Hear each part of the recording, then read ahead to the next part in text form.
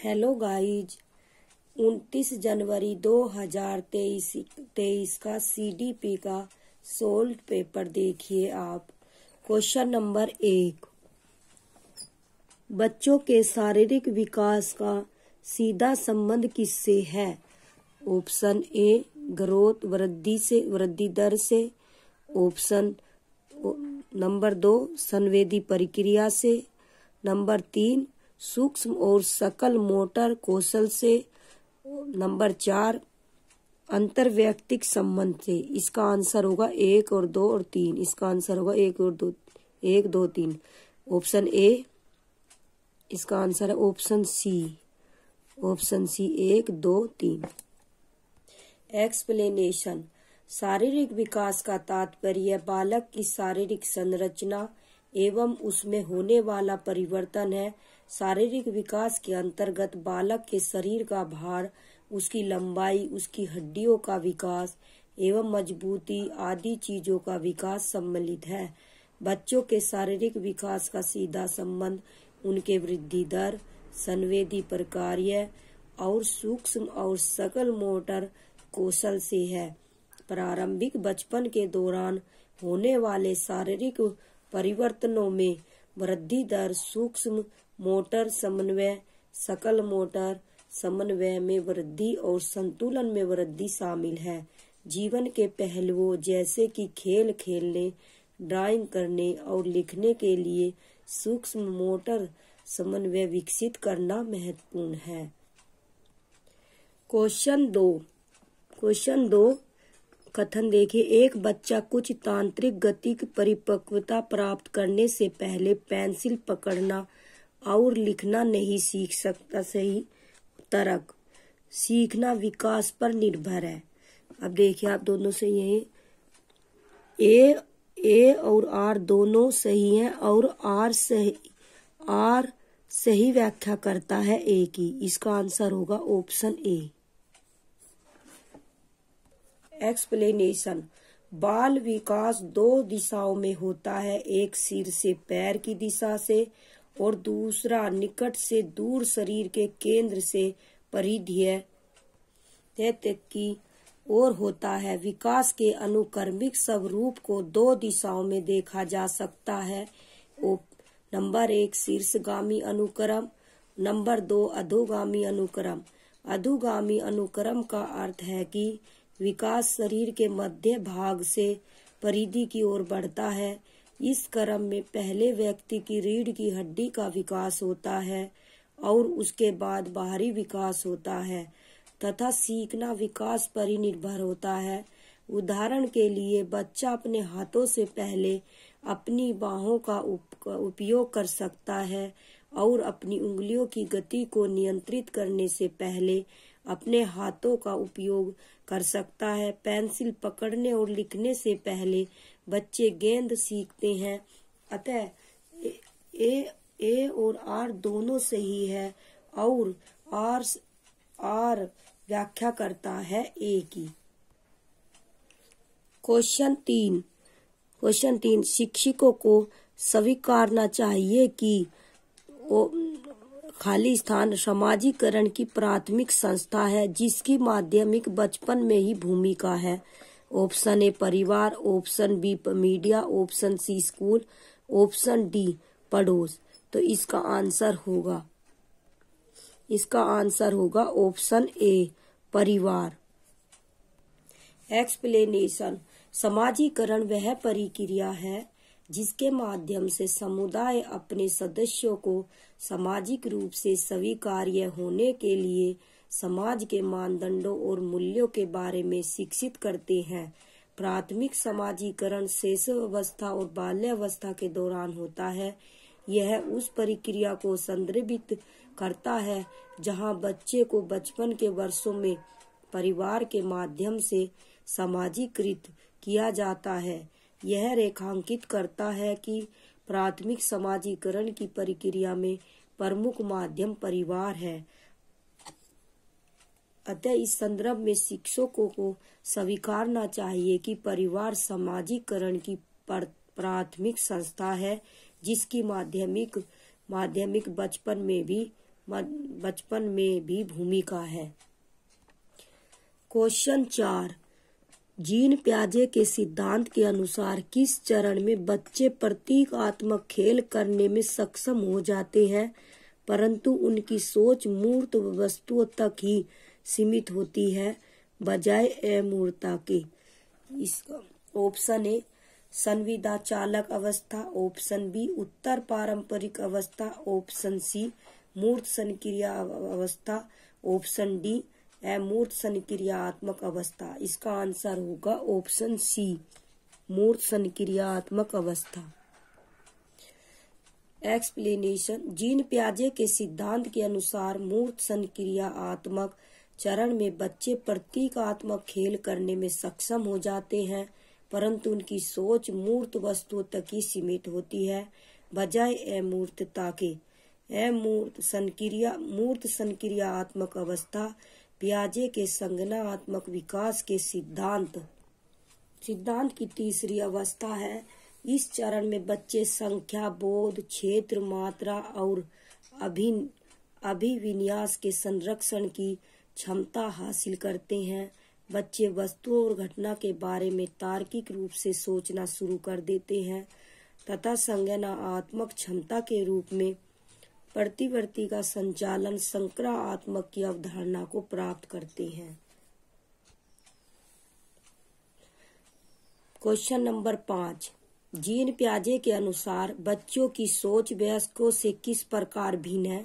Option A यह वयस्कों से अलग नहीं है, ऑप्शन बी बच्चों की सोच वयस्कों से गुणात्मक रूप से भिन्न होती है, ऑप्शन सी बच्चों की सोच वयस्कों से मात्रात्मक रूप से भिन्न होती है, ऑप्शन डी बच्चों की सोच बड़ों से कम होती है। इसका आंसर होगा ऑप्शन बी बच्चों की सोच वयस्कों से गुणात्मक रूप से भिन्न होती है।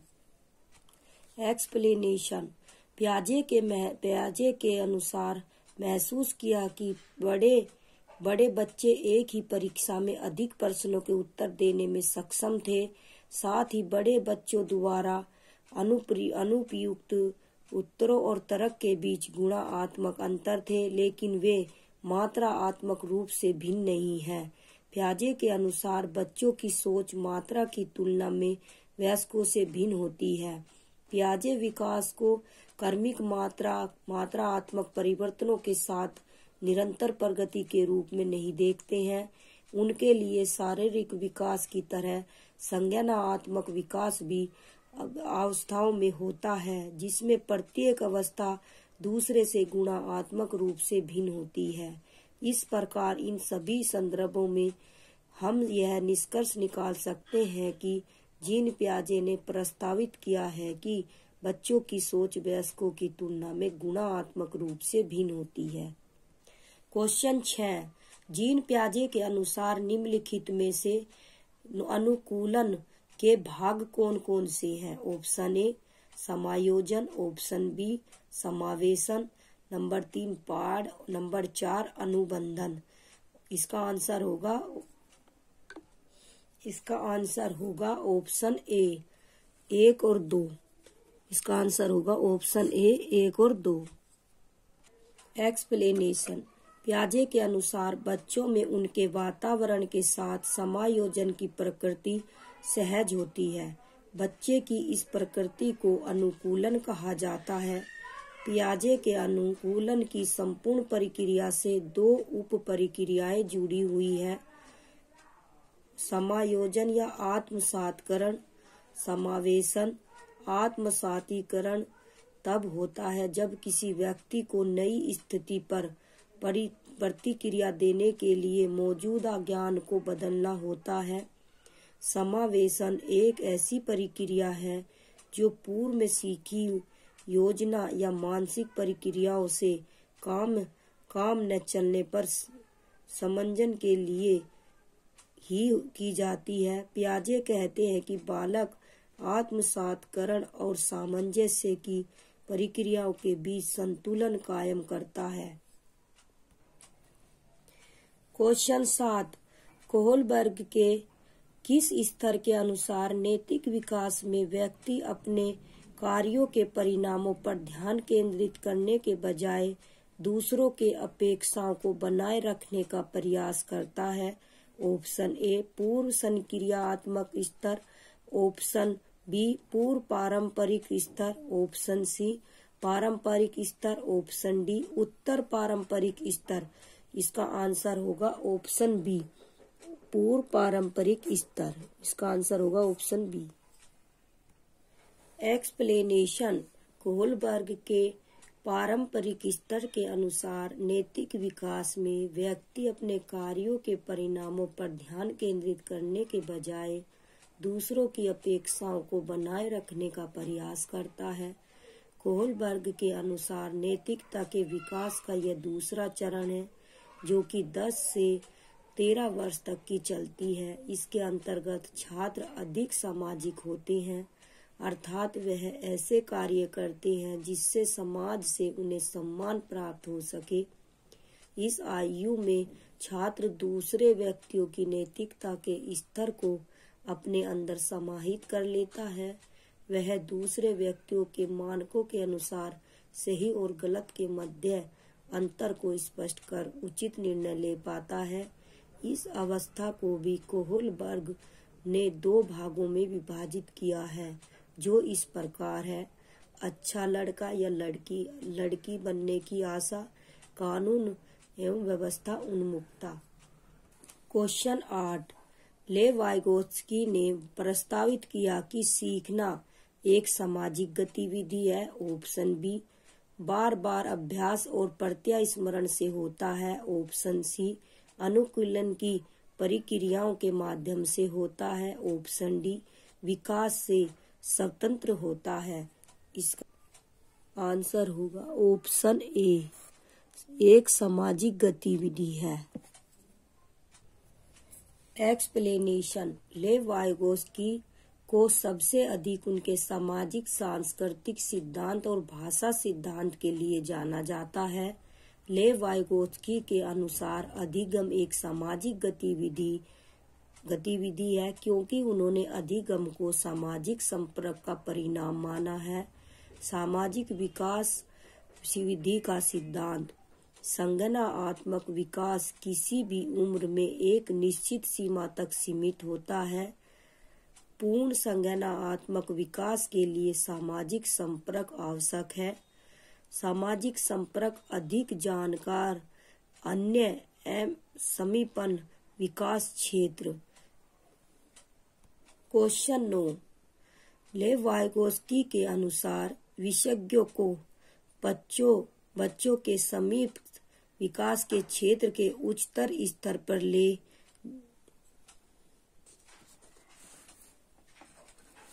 ले जाने के लिए क्या करना चाहिए? ऑप्शन ए अनुकूलन को सुदृढ़ करना चाहिए, ऑप्शन बी सजा देनी चाहिए, ऑप्शन सी सकारात्मक पुनर्बलन देना चाहिए, ऑप्शन डी पाठ प्रदान करना चाहिए।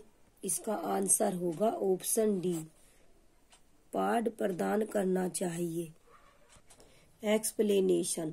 लेव वाइगोत्स्की के अनुसार विशेषज्ञों को बच्चों को समीप विकास के क्षेत्र के उच्च स्तर पर ले जाने के लिए पाठ प्रदान करना चाहिए। वाइगोत्स्की के अनुसार समीप विकास का क्षेत्र JPD कहा जाता है। बच्चा स्वतंत्र रूप से और सहायता के साथ क्या कर सकता है के बीच का अंतर। एक शिक्षार्थी अपने दम पर क्या कर सकता है और किसी की मदद से वह क्या कर सकता है, इसके बीच का अंतर। बच्चे को अकेले करने के लिए कार्यों की सीमा बहुत कठिन है, लेकिन वयस्कों और अधिक कुशल सहकर्मी की मदद से संभव है। क्वेश्चन 10। एक प्रगतिशील कक्षा में ऑप्शन ए बच्चों को उपयुक्त शिक्षण क्रियाकलाप के द्वारा अपनी जन्मजात क्षमताओं को बढ़ाने की स्वतंत्रता दी जाती है, ऑप्शन बी केवल योगात्मक मूल्यांकन का पालन किया जाता है, ऑप्शन सी शिक्षिका ही ज्ञान का एकमात्र स्रोत होती है, ऑप्शन डी शिक्षिका केंद्रित शिक्षा शास्त्र का पालन किया जाता है? इसका आंसर होगा ऑप्शन ए। ऑप्शन ए, बच्चों को उपयुक्त शिक्षण क्रियाकलाप के द्वारा अपनी जन्मजात क्षमताओं को बढ़ाने की स्वतंत्रता दी जाती है। एक्सप्लेनेशन। जॉन डीवी एक अमेरिकी दार्शनिक ने प्रगतिशील शिक्षा की अवधारणा का प्रस्ताव दिया। प्रगतिशील शिक्षा जो इस बात पर बल देती है कि शिक्षण केवल करके सीखना दृष्टिकोण से होता है, इसलिए छात्रों को अपने वातावरण के साथ अनुकूलन और अधिगम के लिए अंतःक्रिया करनी चाहिए। प्रगतिशील कक्षा प्रगतिशील शिक्षा का एक भाग है जो हर बच्चे की क्षमता में विश्वास करती है। एक प्रगतिशील कक्षा में बच्चों को उपयुक्त शिक्षा क्रियाकलाप के द्वारा अपनी जन्मजात क्षमताओं को बढ़ाने की स्वतंत्रता दी जाती है। प्रगतिशील शिक्षा के रूप में ज्ञान के निर्माण के लिए एक प्रगतिशील कक्षा में पर्याप्त अवसर प्रदान किए जाने चाहिए। क्वेश्चन 11। क्वेश्चन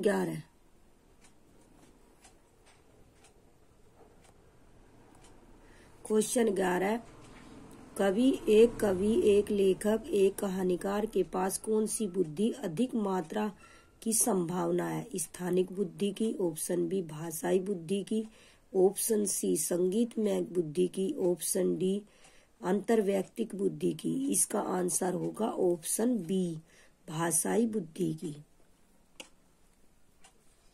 इसका आंसर होगा ऑप्शन बी भाषाई बुद्धि की। हावर्ड गार्डनर की 8 बहुबुद्धियों में से एक भाषाई बुद्धि में बोली जाने वाली और लिखित भाषा को समझने और उपयोग करने की क्षमता शामिल है। इसमें भाषण या लिखित शब्द के माध्यम से स्वयं को प्रभावी ढंग से अभिव्यक्त करने के साथ साथ विदेशी भाषाओं को सीखने की सुविधा दिखाना शामिल हो सकता है। लेखक, कवि और वक्ता उनमें से जिन्हें गार्डनर उच्च भाषाई बुद्धि वाले के रूप में देखते हैं। क्वेश्चन 12। लेवाइगोस्की ने प्रतिपादित किया कि भाषा की संज्ञानात्मक विकास में प्रमुख भूमिका है। ऑप्शन बी बच्चों के संज्ञानात्मक विकास में बाधा डालती है। ऑप्शन सी सीखने एवं विकास को प्रभावित नहीं करती। ऑप्शन डी सामाजिक संदर्भ में प्रभावित नहीं होती। इसका आंसर होगा ऑप्शन ए। ऑप्शन ए की संज्ञानात्मक विकास में प्रमुख भूमिका है। ऑप्शन ए। एक्सप्लेनेशन। लेवाइगोस्की ने प्रतिपादन किया कि भाषा की संज्ञानात्मक विकास में प्रमुख भूमिका है। बच्चों के संज्ञानात्मक विकास में भाषा महत्वपूर्ण भूमिका निभाती है। वाइगोत्स्की ने भाषा को अधिगम और विकास के बीच एक महत्वपूर्ण मध्यस्थ के रूप में माना है। अधिगम और विकास के बीच एक महत्वपूर्ण मध्यस्थ के रूप में माना है। भाषा का उपयोग शिक्षार्थी द्वारा विचारों को व्यवस्थित करने, सीखने के साथ साथ संवाद करने और अनुभवों को साझा करने के लिए किया जाता था। अतः वाइगोत्स्की के अनुसार बच्चे वयस्कों और साथियों के साथ अंतःक्रिया करके सीखते हैं और भाषा वाइगोत्स्की के अनुसार संज्ञानात्मक विकास में महत्वपूर्ण भूमिका निभाती है। क्वेश्चन 13। कक्षा में विविधता के अनुकूलन वातावरण बनाने के लिए किस पर ध्यान केंद्रित करना चाहिए? ऑप्शन ए समरूपता, ऑप्शन बी समानता, ऑप्शन सी समता, ऑप्शन डी मानकीकरण। इसका आंसर होगा ऑप्शन सी समता। एक्सप्लेनेशन। कक्षा में विविधता का अर्थ यह समझाना है कि प्रत्येक विद्यार्थी अद्वितीय होता है तथा उस व्यक्तिगत भिन्नताओं की पहचान विद्यार्थियों में विद्यमान होती है। विविधता विद्यार्थियों में ऐसी भिन्नताओं तथा विधियों को महत्व दे रही है जिसमें ये शिक्षाएं कक्षों में अधिगम परिवेश के अधिक जीवंत, समृद्ध तथा उत्पादक बनाने में योगदान कर सकती है। कक्षा में विविधता के अनुकूल वातावरण बनाने के लिए समता पर ध्यान केंद्रित करना चाहिए। समावेशी शिक्षा में ऐसा वातावरण बनाना जिसमें बच्चा विविधता के साथ सीख सके, न कि सीखने के लिए विशेष वातावरण तैयार कर सके। चुनौतीपूर्ण बच्चों सहित सभी के लिए समान शिक्षा देना। क्वेश्चन 14, सीखने के लिए आकलन को किस पर ध्यान देना चाहिए? ऑप्शन ए परीक्षा के लिए सीखना, ऑप्शन बी वैचारिक समझ, ऑप्शन सी यांत्रिक अभ्यास, ऑप्शन डी स्मरण और पुनरुत्पादन। इसका आंसर होगा ऑप्शन बी वैचारिक समझ। एक्सप्लेनेशन। अधिगम सीखने के लिए आकलन का अभ्यास शिक्षकों द्वारा उनकी शिक्षण अधिगम प्रक्रिया के दौरान किया जाता है। इसका मुख्य उद्देश्य अधिगमकर्ताओं की सुविधा के द्वारा शिक्षण में सुधार और अधिगम में वृद्धि करना है। यह कक्षा में शिक्षण अधिगम प्रक्रिया के साथ होता है। यह बार बार और विशेषकर असंरचित होता है, जिसे रचनात्मक आकलन भी कहा जाता है। सीखने के लिए आकलन को वैचारिक समझ पर ध्यान देना चाहिए। वैचारिक समझ के लिए शिक्षार्थियों को प्रक्रिया में सक्रिय रूप से शामिल होने की आवश्यकता होती है, जबकि प्रक्रिया आत्मक सीखने के लिए शिक्षक को तथ्यों की व्याख्या करने और प्रक्रिया को प्रदर्शित करने की आवश्यकता होती है। छात्र का तब ध्यान देने और अंतर्निहित गतिशीलता के बारे में स्पष्टता के बिना प्रक्रियाओं का अभ्यास करने की आवश्यकता होती है। क्वेश्चन 15 कक्षा में खुले प्रश्नों का उपयोग और बच्चों को कई दृष्टिकोणों के बारे में सोचने के लिए प्रोत्साहित करना किसको बढ़ावा देता है? ऑप्शन ए समस्या समाधान कौशल और अपसारी सोच को, ऑप्शन बी ज्ञान का पुनरुत्पादन और अभिसारी सोच को, ऑप्शन सी छात्रों के बीच प्रतियोगिता को, ऑप्शन डी छात्रों में तनाव और चिंता को। इसका आंसर होगा ऑप्शन ए समस्या समाधान कौशल और अपसारी सोच को। एक्सप्लेनेशन। एक खुला प्रश्न आपके बच्चे के अपने ज्ञान या भावनाओं का उपयोग करके एक पूर्ण सार्थक उत्तर को प्रोत्साहित करने के लिए डिजाइन किया गया है। ओपन इंडेड प्रश्न आमतौर पर क्यों या कैसे जैसे शब्दों से शुरू होते हैं और वाक्यांश जैसे मुझे इसके बारे में बताएं। ओपन इंडेड प्रश्न एक शब्द के उत्तर की अनुमति नहीं देते। कक्षा में खुले प्रश्नों का उपयोग और बच्चों की कई दृष्टिकोणों को बारे में सोचने के लिए प्रोत्साहित करना समस्या समाधान कौशल और अपसारी सोच को बढ़ावा देता है। समस्या समाधान कौशल प्राप्त करने के लिए अधिगमकर्ता विभिन्न तरीकों का उपयोग करते हैं। उनके विचार अपसारी होते हैं। क्वेश्चन 16 समावेश के सिद्धांत क्या प्रस्तावित करते हैं? ऑप्शन ए विशेष बच्चों के लिए विशेष विद्यालय, ऑप्शन बी बच्चों के प्रति दया और सहानुभूति का रवैया, ऑप्शन सी सभी बच्चों के लिए समारूपी और मानक पाठ्यक्रम, ऑप्शन डी प्रत्येक बच्चे की पृष्ठभूमि या क्षमताओं में विभिन्नता होते हुए भी उसके समग्र विकास के लिए एक लोकाचार का निर्माण करते हैं। इसका आंसर होगा ऑप्शन डी। एक्सप्लेनेशन। समावेशन के सिद्धांत शिक्षा और देखभाल में विकलांग बच्चों और छात्रों के अधिकारों, पहुंच, अवसर और अधिकारों को बढ़ावा देते हैं और उनके खिलाफ भेदभाव को कम करने में योगदान करते हैं। वे प्रारंभिक बचपन की शिक्षा और देखभाल केंद्र, प्रारंभिक बचपन और स्कूलों के साथ साथ प्रारंभिक बचपन और स्कूल क्षेत्रों को शामिल करने के लिए व्यापक और सुसंगत मानदंड प्रदान करते हैं ताकि उनकी प्रगति का आकलन किया जा सके। समावेशन के सिद्धांत प्रत्येक बच्चे की पृष्ठभूमि या क्षमताओं में विभिन्नता होते हुए भी उसके समग्र विकास के लिए एक लोकाचार का निर्माण प्रस्तावित करती हैं।